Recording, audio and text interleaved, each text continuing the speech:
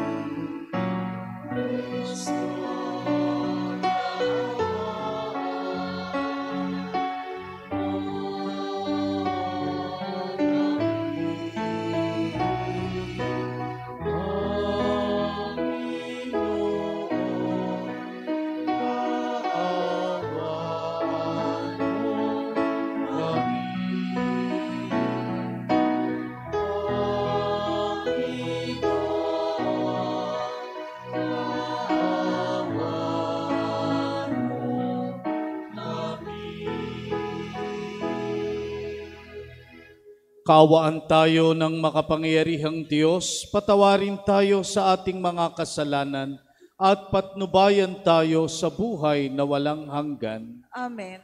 Papuri sa Diyos sa kaitaasan.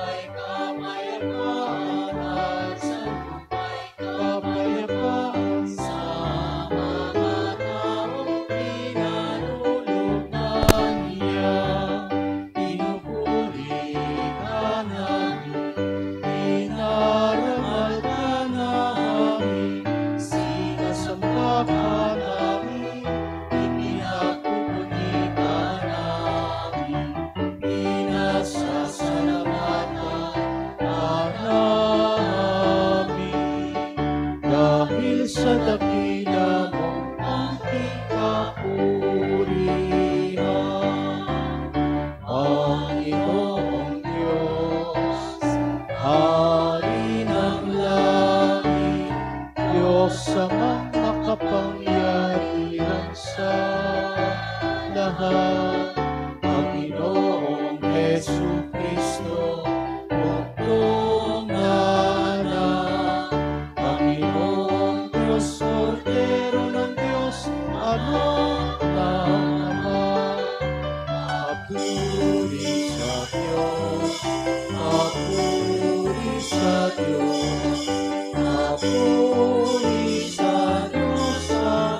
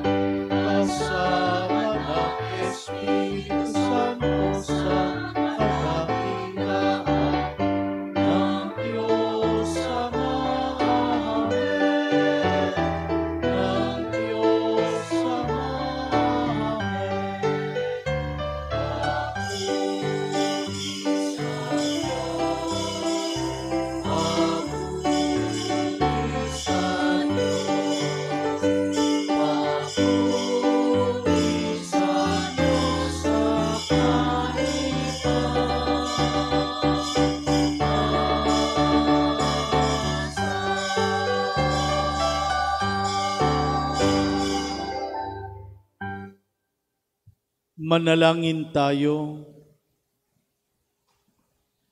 Ama naming makapangyarihan, niloob mong ang iyong salita na ibinalita ng anghel ay maging taong totoo sa sinapupunan ng mahal na Birhen.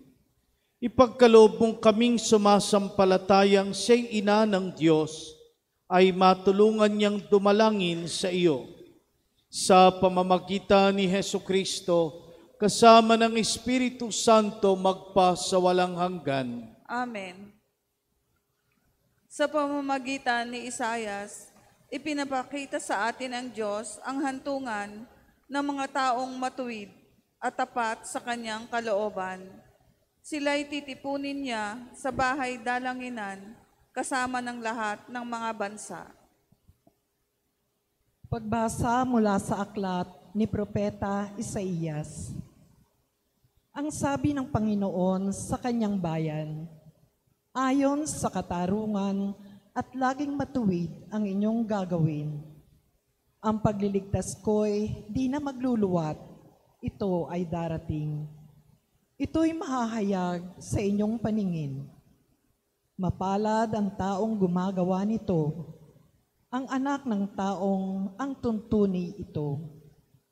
Ginaganap niya ang marapat gawin sa araw ng pamamahinga.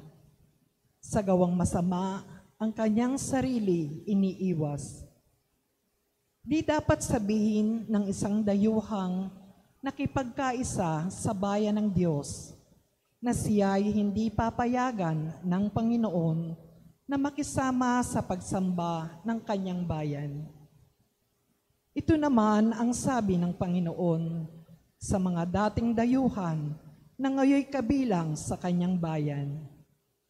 Buong pusong naglilingkod sa kanya, nangingilin sa araw ng pamamahinga, at matapat na nag-iingat sa kanyang tipan.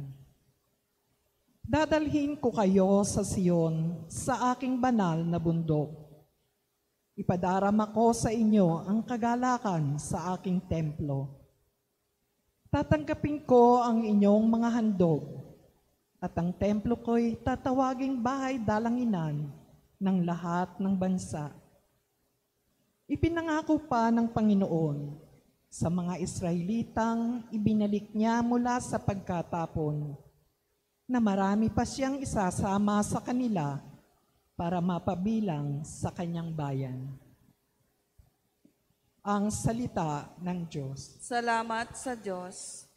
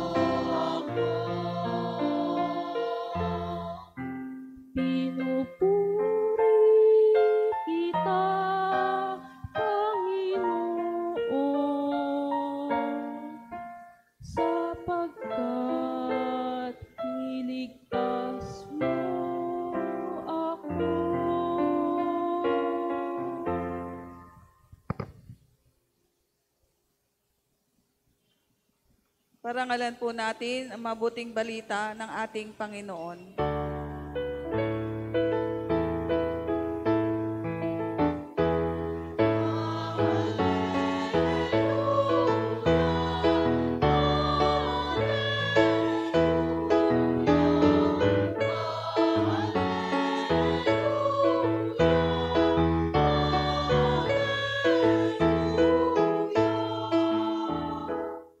Halina, kami ay dalawin, kapayapaan mo'y dalhin upang umiral sa amin.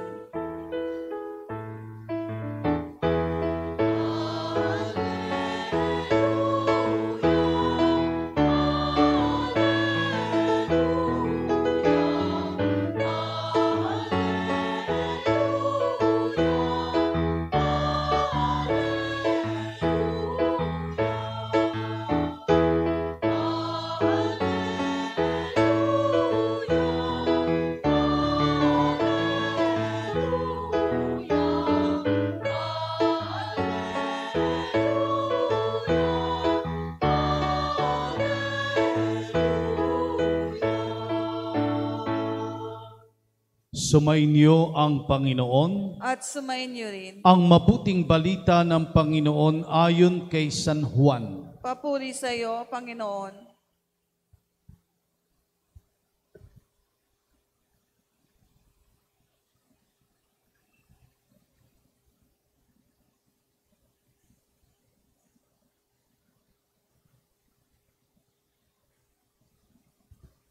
Noong panahong iyon, sinabi ni Jesus sa mga Hudyo, "Nagpasugo kayo kay Juan at nagpatotoo siya tungkol sa katotohanan. Hindi sa kailangan ko ang patotoo ng tao.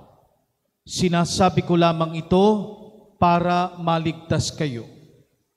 Si Juan ay parang maningas na ilaw na nagliliwanag noon at kayo'y sandaling nasiyahan sa kanyang liwanag. Ngunit may patotoo tungkol sa akin na higit sa patotoo ni Juan, ang mga gawang ipinagagawa sa akin ng Ama, at siya ko namang ginaganap. Yan ang nagpapatotoo na ako'y sinugo niya." Ang mabuting balita ng ating Panginoon. Pinupuri ka namin, Panginoong Hesukristo.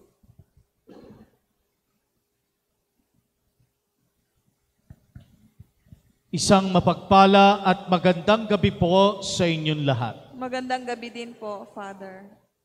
Masaya nating sinisimulan ngayon ang tradisyon ng simbang gabi dito sa ating bansang Pilipinas at para sa lahat ng mga Pilipinong Kristiyano.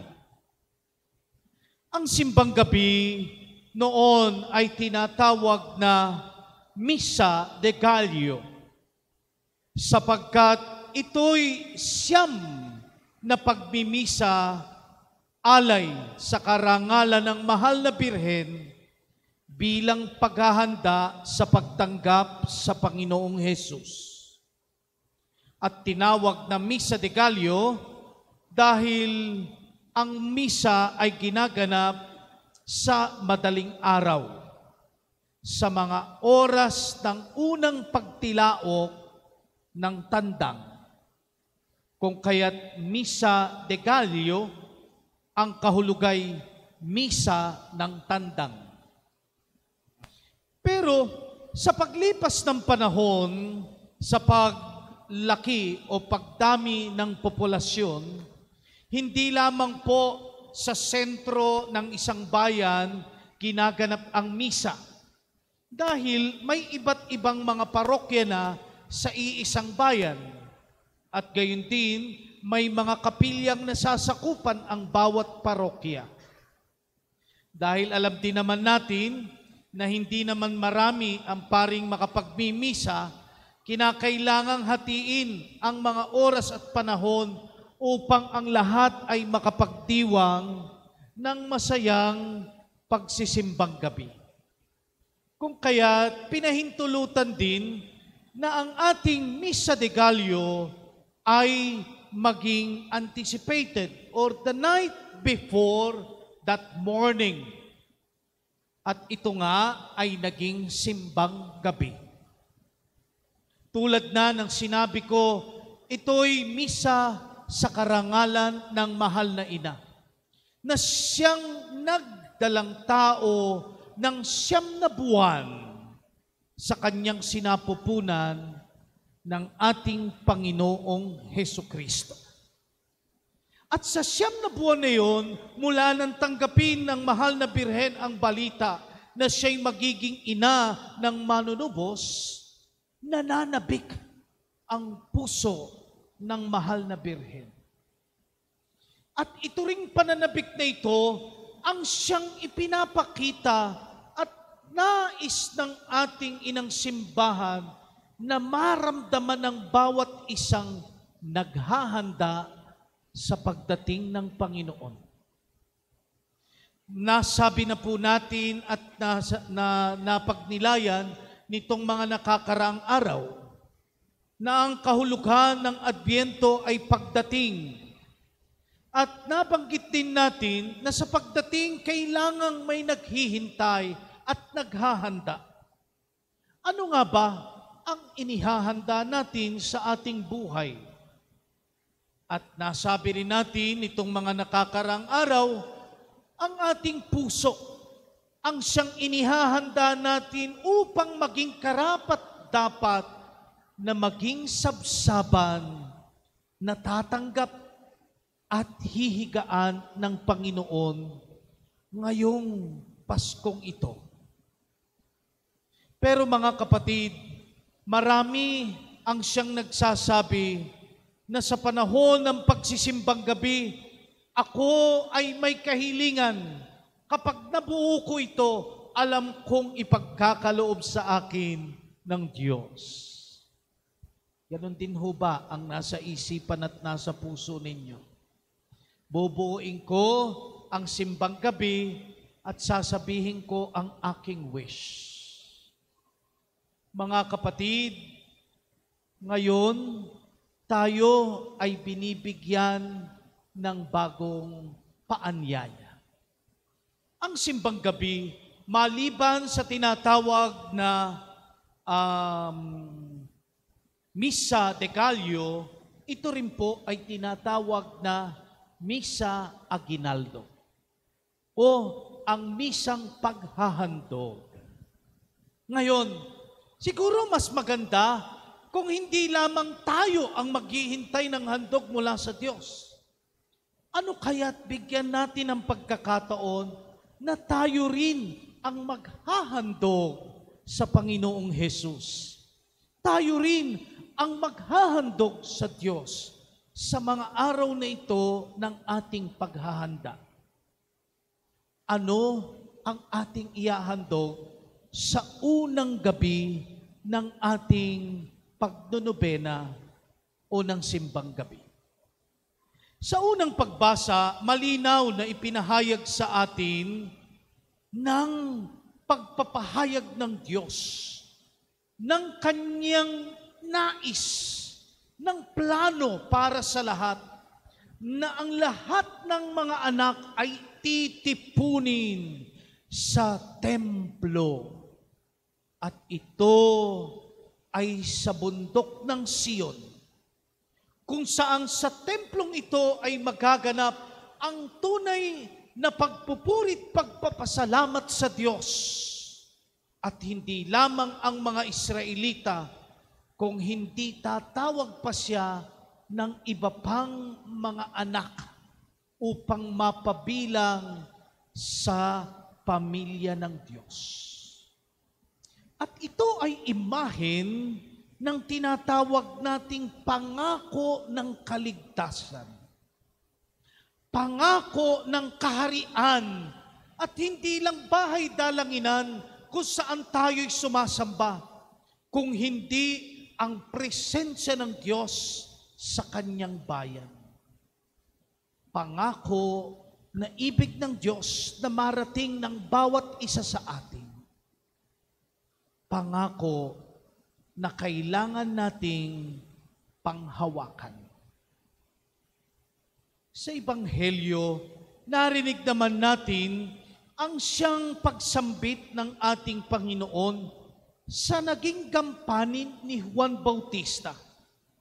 Sinabi ng Panginoong Hesus na si Juan Bautista ay siyang nagpatotoo at naging liwanag na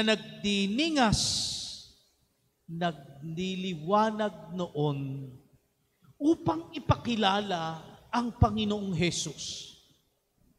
Sa katunayan, nung makita ni San Juan Bautista ang Panginoon, agad na itinuro niya ito. Ito ang kordero ng Diyos na nag-aalis ng mga kasalanan ng sanlibutan. At sinabi ng Panginoon, may patotoo tungkol sa akin na higit sa patotoo ni Juan, ang mga gawang ipinagagawa sa akin ng Ama at siya ko namang ginaganap. Yan ang nagpapatotoo na ako'y sinugo niya. At ang mga gawang tinutukoy ng Panginoong Hesus ay ang lahat ng kahangahangang bagay na pinagiging dapat ng Diyos na maranasan natin. O yung tinatawag na biyaya, grasya, dahil kay Hesus. Balik tayo doon po sa nasambit ko kanina. Yamang naghahanda, tayo ang maghandog. Tayo ang magdala ng aginaldo sa Panginoon. At napakagandang unang aginaldo sa unang araw ay ang ganap na pagsampalataya. Ang pananalig. Ano ba ang pananalig sa panahon ngayon? Sa mundong punong-puno ng mga bagay na mga bagong nangyayari, moderno, mundong puno ng teknolohiya, may puwang pa ba ang pananampalataya? May puwang pa ba ang pagsalig sa Diyos? Marami po ang nagsasabi, umuunti na ang mga nagsisimba. Kakaunti na, bagamat meron nagsasabing may Diyos sila, pero yung isinasabuhay ang aral ng Diyos at ang pagiging makadiyos, siguro may ilang-ilan na lamang daw.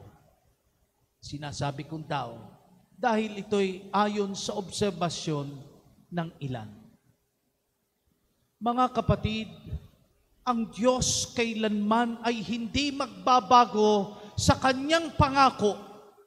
Ang Diyos kailanman ay hindi magbabago sa Kanyang isinusugong presensya ng ating Panginoong Hesus, na Siyang nagbibigay sa atin ng grasya, naghahandog sa atin ng biyaya mula sa Diyos.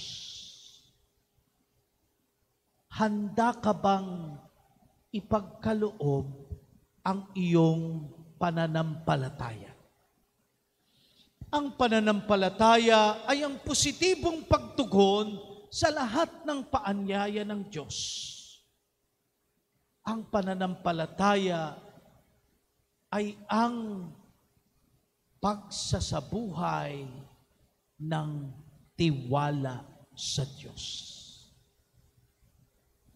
Sa misang ito ng ating unang simbang gabi, hilingin natin na maihandog ng bawat puso, ng bawat isa sa atin, ang tunay na pananampalataya. Ang tunay na pagtanggap sa katotohanan na may Diyos na naglalaan sa atin ng Kanyang kaharian. At ang Diyos na ito ay patuloy na kumikilos sa ating buhay sa pamamagitan ng kanyang bugtong na anak na si Jesus.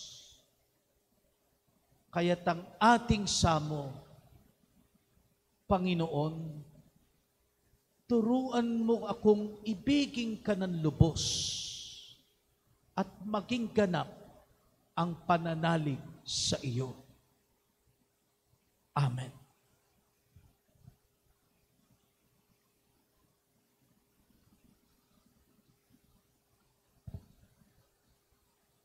Mga kapatid, humiling tayo sa ating Ama ng kaloobang handang magpatotoo sa kanyang kapayapaan sa ating bawat salita at gawa. Tayo'y dumalangin, Ama, bigyan mo kami ng kapayapaan. Ama, bigyan mo kami ng kapayapaan.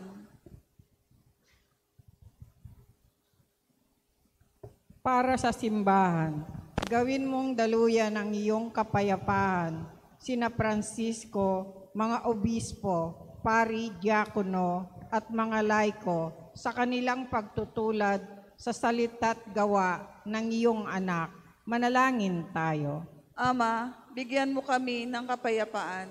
Para sa lahat ng lingkod bayan, pagkalooban mo sila ng pusong palaging pinipili ang kapayapaan. Manalangin tayo. Ama, bigyan mo kami ng kapayapaan. Para sa aming nagtitipon dito ngayon, pagkalooban mo kami ng payapang puso at isip upang aming din piliin ang kapayapaan sa tuwina.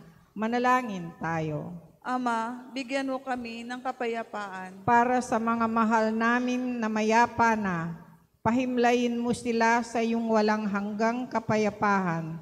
Manalangin tayo. Ama, bigyan mo kami ng kapayapaan. Tahimik nating idalangin ang ating mga personal na kahilingan.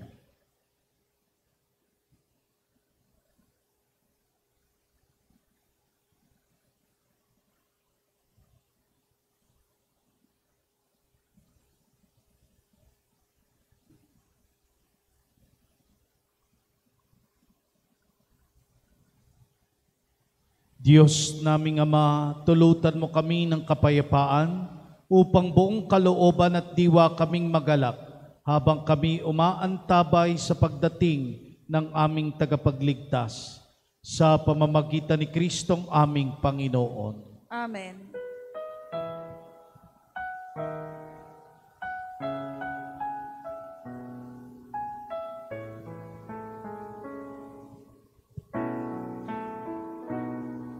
There's one more gift I ask of you, Lord. It would be peace here on earth, as gentle as your children's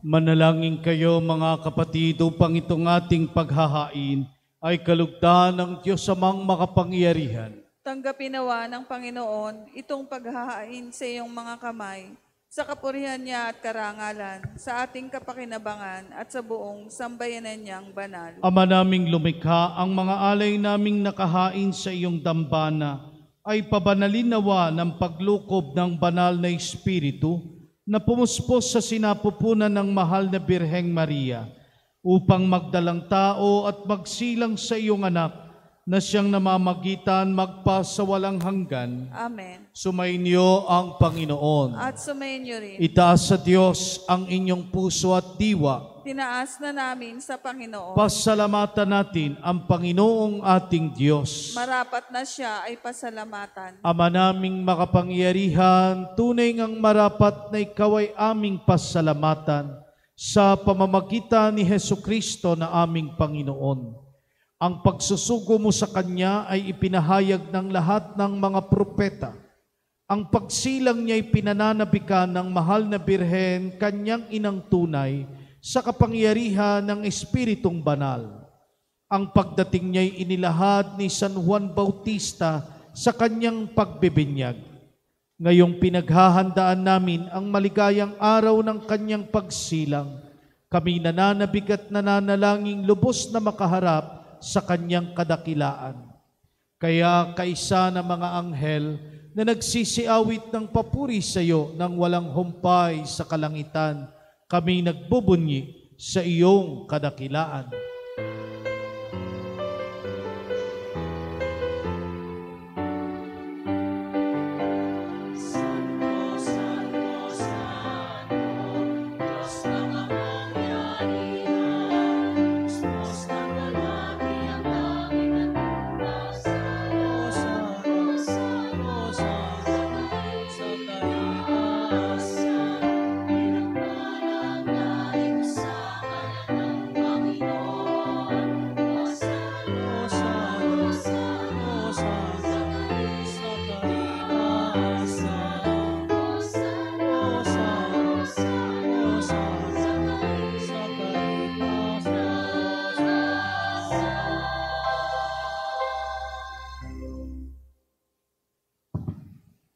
Ama naming banal, ikaw ang bukal ng tanang kabanalan.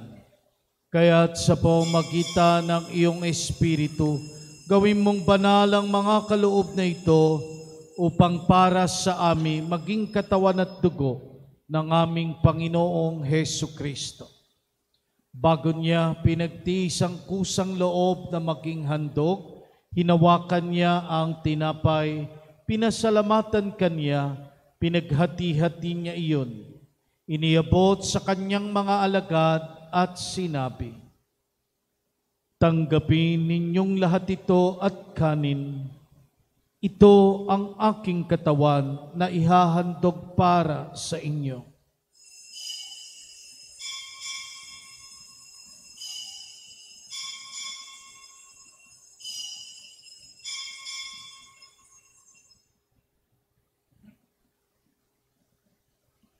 Gayun din naman noong matapos ang hapunan, hinawakan niya ang kalis.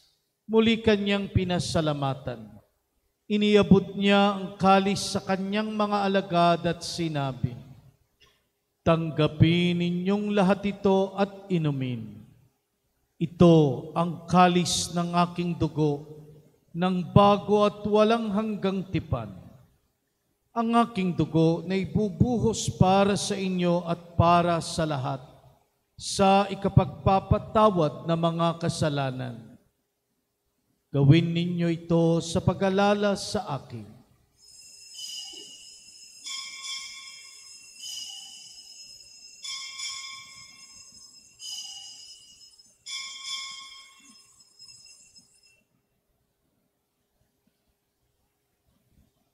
Ang misteryo ng pananampalataya. Si Kristo ay kuninahin, sarili ay inikain, bilang pagkain inumin, pinagsasama.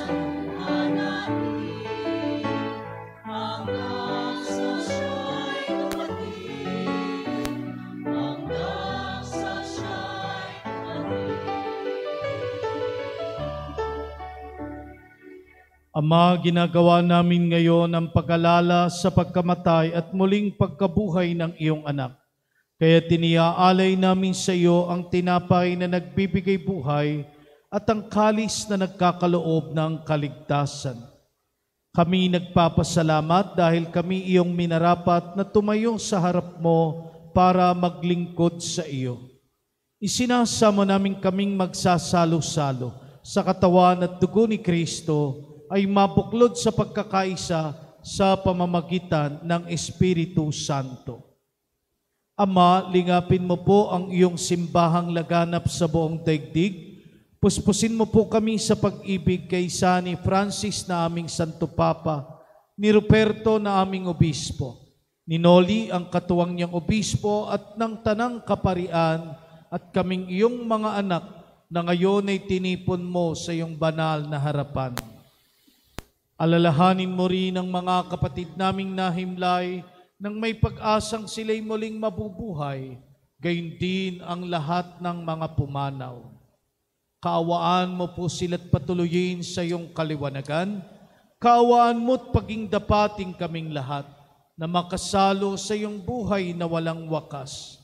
Kaysa ng mahal na Birheng Maria na ina ng Diyos, ni San Jose ang kanyang banal na esposo, ng mga apostol at ng lahat ng mga banal na namuhay dito sa daigdig ng kalugod-lugod sa iyo, may pagdiwang nawa namin ang pagpupuri sa ikararangal mo sa pamamagitan ng iyong anak na aming Panginoong Heso Kristo. Sa pamamagitan ni Kristo, kasama niya at sa Kanya, ang lahat ng parangal at papuri ay sa iyo, Diyos Amang makapangyarihan, kasama ng Espiritu Santo magpasawalang hanggan.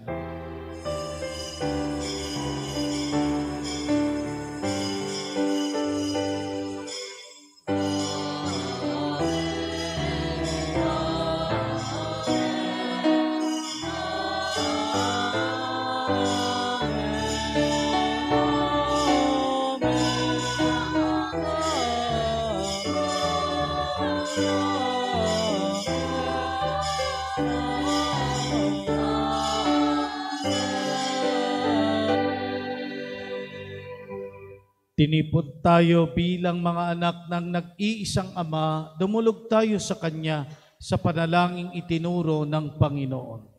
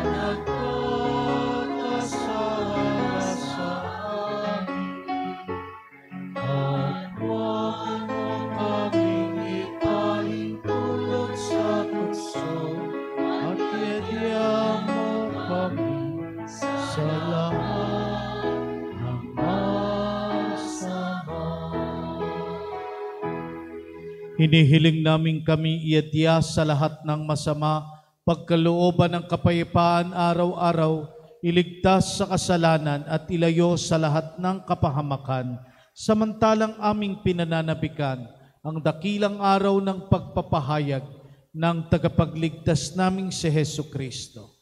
Sapagkat sa iyo ang kaharian, ang kapangyarihan at ang kapurihan, magpakailanman. Amen. Panginoong Heso Kristo, sinabi mo sa iyong mga apostol, kapayapaan ang iniiwan ko sa inyo. Ang aking kapayapaan ang ibinibigay ko sa inyo. Tunghayan mo po ang aming pananampalataya at huwag ang aming mga nagagawang pagkakasala. Pagkalooban kami ng kapayapaan at pagkakaisa ayon sa iyong kalooban, kasama ng Espiritu Santo magpa sa walang hanggan. Amen. Ang kapayapaan ng Panginoon naway laging sumainyo, At sumainyo rin. magbigayan tayo ng kapayapaan sa isa't isa.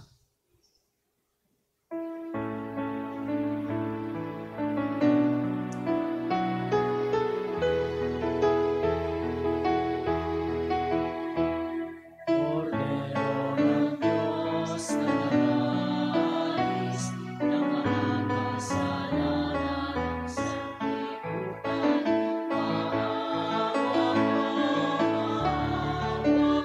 ko sa amin. Kordero ng Diyos na nag-aalis ng mga kasalanan ng sanlibutan, maawa ko sa amin. Kordero ng Diyos na nag-aalis ng mga kasalanan ng sanlibutan, ipagkaloob mo sa amin ang kapayapaan.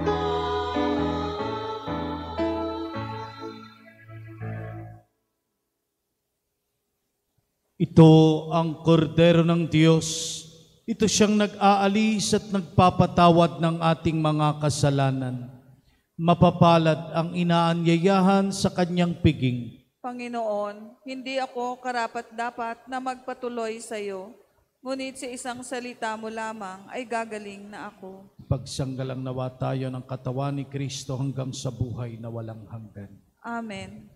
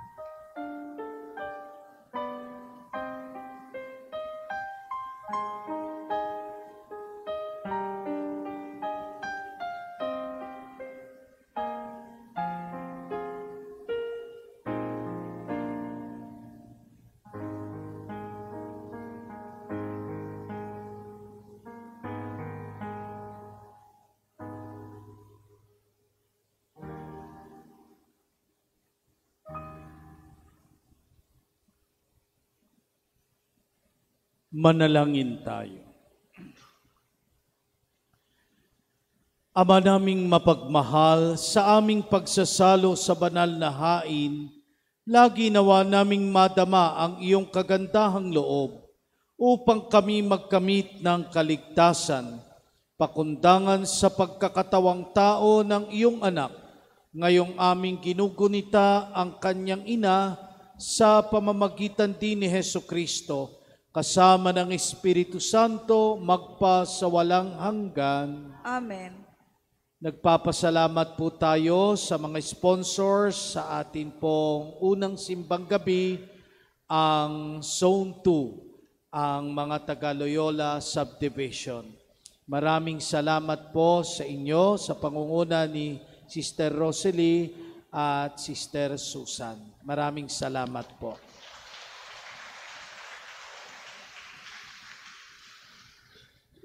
Sumainyo ang Panginoon. At sumayin niyo rin. Pagpalait ingatan kayo at ang inyong mga mahal sa buhay ng makapangyarihang Diyos Ama, Anak at Espiritu Santo. Amen. Ang unang simbang gabi ay naialay na. Humayo tayo sa kapayapaan at pag-ibig ni Kristo. Salamat sa Diyos.